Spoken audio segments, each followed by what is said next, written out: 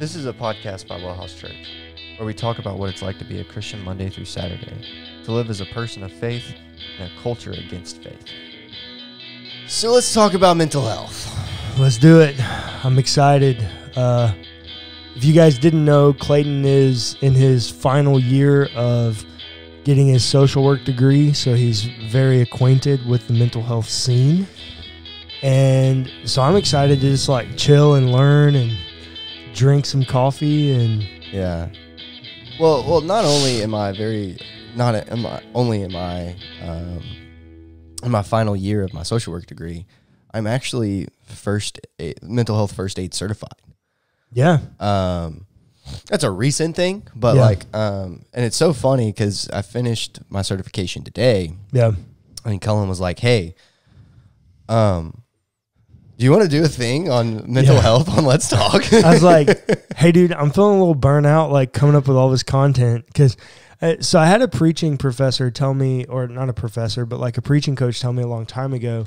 He was like, look, it's a grind for us to just create content after content after content. Yeah. He was like, look, teachers do it every year too, but the difference is they build one thing 1 year, and then they teach the same thing year after year unless something changes. Right. So it's not like a weekly grind of new content every single week. Like the only thing that changes for teachers is if the state testing changes. If the state testing changes or if they change textbooks. Right. Right. So like they're pretty much set. But for us, we create content every single week, like unique, brand new content. And it's a grind. And for WellHouse, you have been doing all of it. 5 pieces of unique content per week. Yeah. Largely all by myself. And this is episode 36. Yeah. So almost 3/4 of a year. Yeah. And like hadn't missed a beat. Well, we missed 2 episodes of P&P. Yeah. Pints of Perspectives. But like I just came to Clayton and I was like, dude, I kind of need a break. Like, bro, I need a little break. Can you do this for me? Originally, the whole idea was that we would share the content creation. And that just hasn't happened. It didn't happen. I just kept having all this inspiration and like just knowing exactly, and it was coming easy to me. And now you're in a place in your life where you actually need a break, right? You need to practice some self-care, which we're going to talk about, right? Yeah, I need some self-care time. And so it just worked out perfect. It was already on our content plan to talk about mental health. We put it on our content plan before we even started recording. Yeah, right? like a long time ago. And it was on there, and I was like,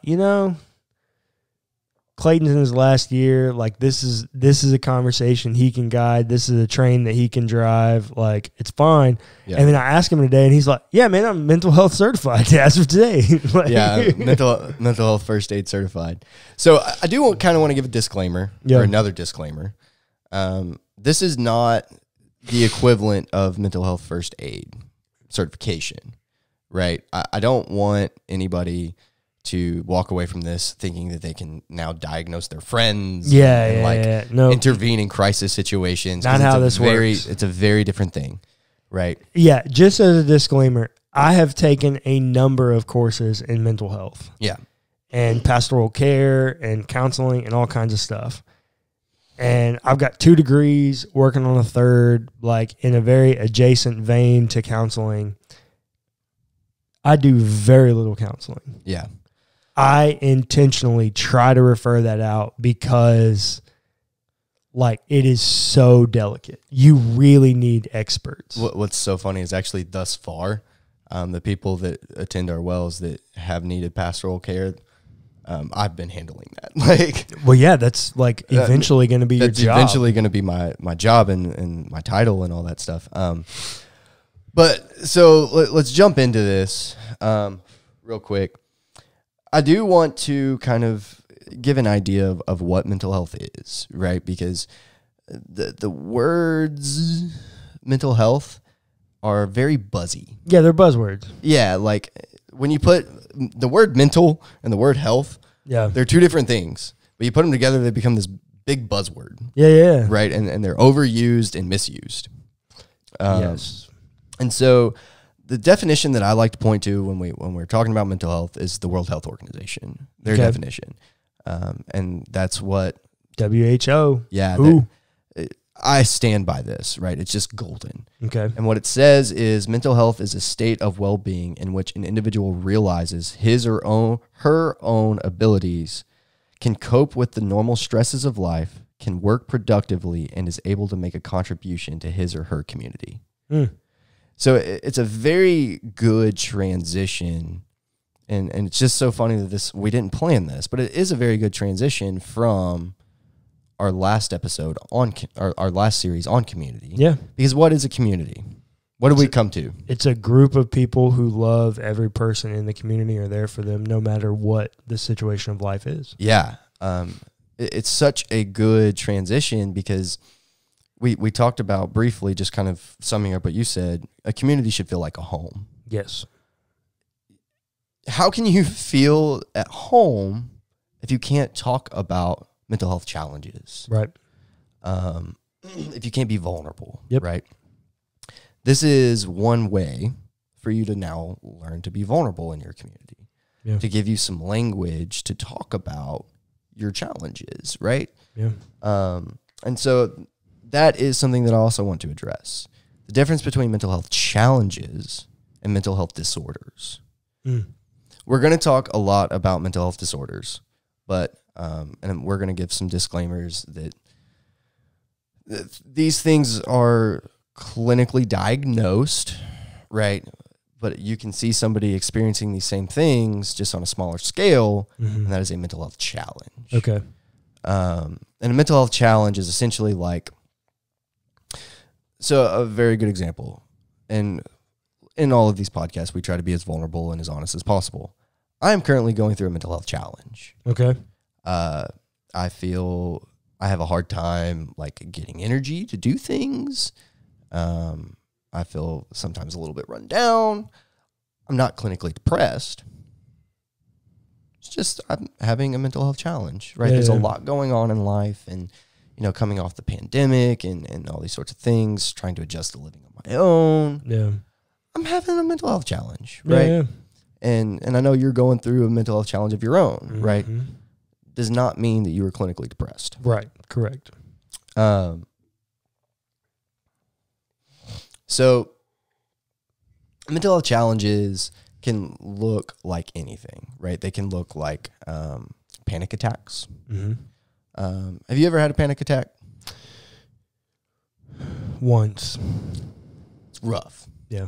What did it feel like for you? Because it looks different for everybody. Yeah. So for me, I felt like I couldn't breathe.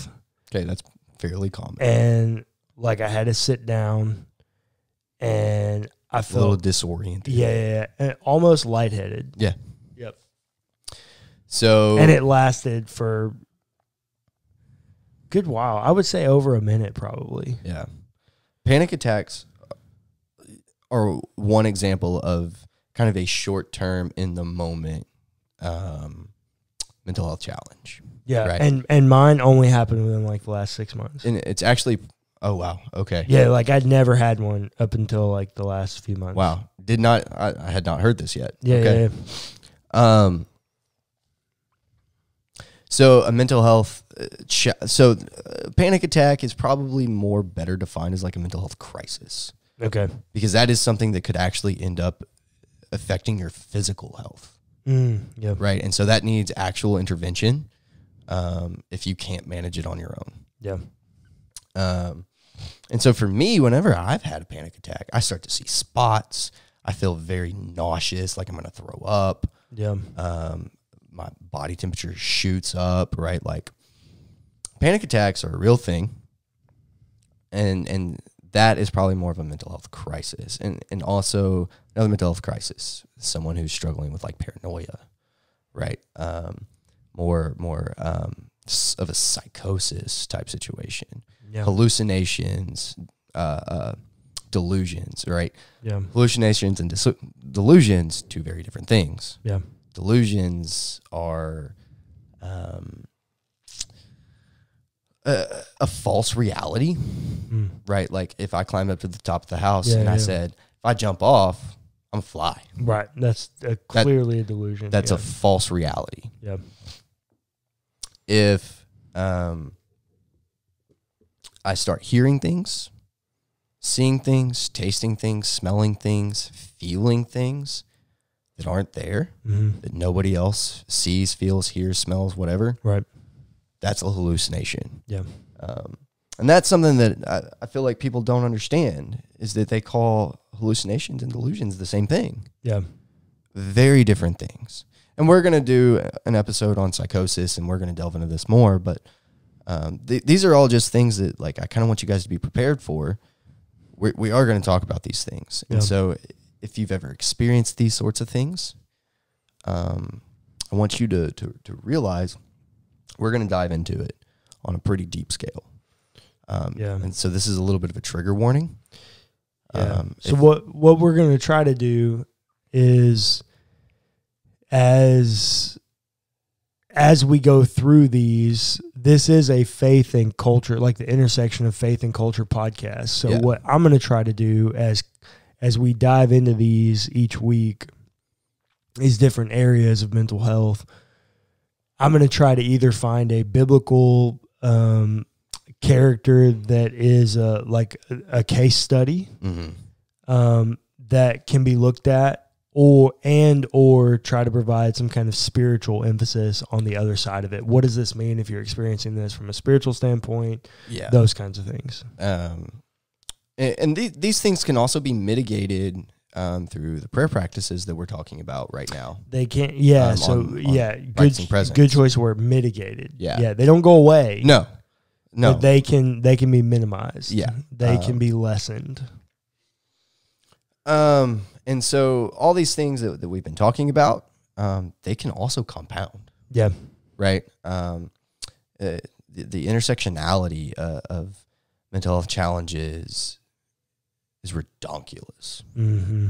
I mean, think about if you're experiencing some sort of severe anxiety about something while you are also severely depressed. Oh my gosh. Those things feed each other. They really do. And they make it significantly worse. What ends up happening is you have this cyclical response. Yep, exactly. And also what we find, and I just had an idea. We need to talk about loneliness in this series too. Yeah. It's a huge driver of depression, especially coming out of a pandemic. It is a huge driver of depression and of substance abuse. That does not shock me. I didn't know that, but that doesn't shock me at all. So this is a theory by Clayton Ware. Okay. I have no data to support this. And it's so funny hearing you say that. What? It's a theory by Clayton Ware. Our dad says that nonstop. Yeah, he does. This is a theory by me. I have no data to support this. Honestly, there is no data to support this. I did an extensive research on this here recently. There's no data out there to support this. Loneliness influences depressive symptoms, and that influences substance abuse. But here's my theory. So there's data to prove that this relationship. Okay, got it. There's no data to prove this relationship. Yeah. Right? But there's no data to prove this, to connect the cycle. Okay. My theory is it severe substance abuse, not treated properly, not handled properly, leads to loneliness, leads to social isolation. Yeah. Which then leads back into loneliness. So there's this cycle of feeling lonely, being depressed, abusing substances, isolating yourself socially, leading back into loneliness. Interesting. That would fit in line with cyclical addictions, like the cycle of addiction. I have no data to support this. Yeah. It's a theory, or it's a hypothesis, rather. Yeah. One day I will do research on this, and I will publish it. But, so loneliness is a big factor here in depression and even anxiety, right? Like, why do I feel like I can get so anxious? Like, why doesn't anybody want to be around me? Yeah. You know what I mean? Like if you're truly lonely, yeah, why doesn't anyone want to be around me? What is wrong with me? There's got to be something wrong with me, right? It just leads to this level of anxiety and depression that's super intense. But so now I do want to ask you, out of all of these things that we've talked about, why don't people seek help? Stigmas. Because if they go see a psychologist, a therapist, a psychiatrist, a counselor, You're crazy. That's the whole deal. Yeah. If you go to the doctor and like you got some crap going on, nobody goes, "Oh my God, you're sickly." Mm-hmm. But like if you like are seeing a therapist, it's like, "Oh, you crazy?" I'm so glad you went there. Yeah. Because we need to treat our mental state the way we treat our physical state. And look, your mind is a part of your body. Exactly. From like a theological anthropology side, like even from like a like neuropsychological side. Yeah. Your brain, the way it functions, is a part of your body. Right. Your emotions are influenced by your brain chemistry. Yeah. Therefore, how you feel is negative physical afflictions. Yeah. Right. And we also see that your mental state can also affect your physical state. Yeah, for sure. Remember, I just said, like with panic attacks, you feel lightheaded, you feel dizzy, you feel nauseous. Sometimes, like, it can lead to GI issues if this happens over a long period of time. Oh, yeah, trust me, dude. Well aware. Yeah. Well aware. I'm going to explain a little bit more on this to give, like, some more, like, physical evidence. There is somebody that I'm very close to, that person being me, who... That's like when Paul says, "I once knew a man who went to the third heavens." Like, bro, come on, man. I know what that means. Yeah. I once knew a guy. Yeah. asking for a friend. Yeah, like, asking for a friend. No. There was a time in my life that I was going through something really, really tough. You remember this, actually. Yeah. I was going through something really, really tough. And I was young. I was little. And this is super, like, very, very vulnerable. And for some people with weak stomachs, you might want to plug your ears for the next 30 seconds. I was going through something that was really, really tough. And a lot of anxiety on my part. I actually had my first panic attack during this time. It was not uncommon for me to find blood in my stools. Yeah. That's a very real example of how our mental state can affect our physical health. Yeah.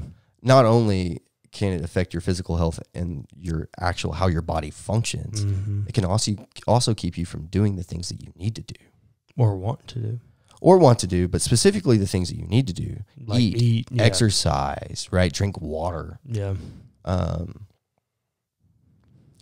Get out of bed. Yeah. Right? Like, take vitamins. It keeps you from doing all of these things if it's not, like, handled properly. Right. And so that leads us into the last portion of this. We've talked about this some on this podcast and others, but self-care is super important. And we're going to do a whole episode on self-care. I want to give kind of like a sort of a brief workshop on how to build a self-care plan. Because it's something that we all need. Yeah. You know, it's especially important for people like us, right? In fields where we're pouring out so much constantly. Yeah. But everyone needs a self-care plan, right? It's hard. And I heard somebody say this today and I loved it.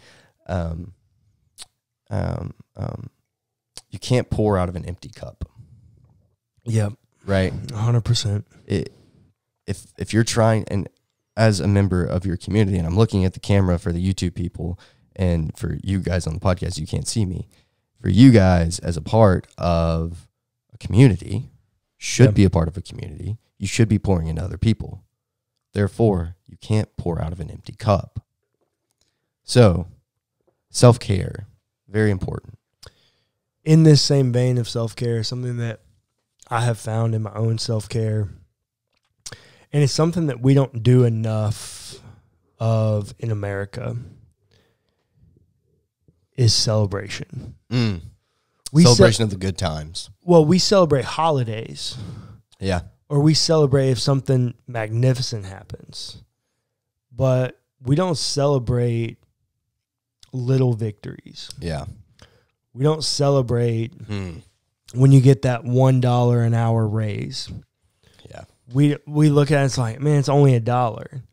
It's like, well, let's just think about this. You work 40 hours a week. You work 52 hours a year, or 52 weeks a year.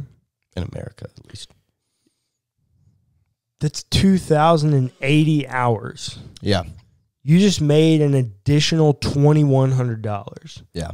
That's worth celebrating. Yeah. Like, but we just like, oh, it's only $1. Whatever. You know, like we don't celebrate enough in America. No, we don't. We don't celebrate anything enough. Which is actually kind of why we designed WellHouse the way we did. We did.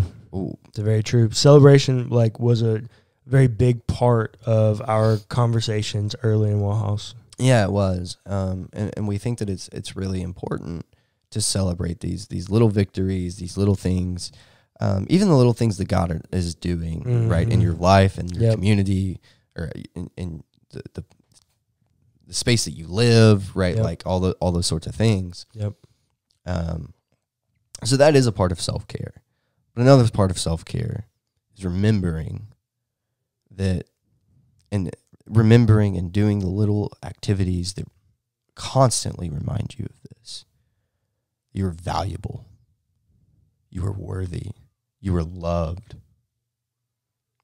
Self-care is doing the little things that you need to do to remember that you are worthy of that $1 raise, and that $1 raise is to be celebrated. Self-care is meant for you to take all of these mental health challenges not as a fix-it, but as a preventative. Self-care is not meant to be a Band-Aid.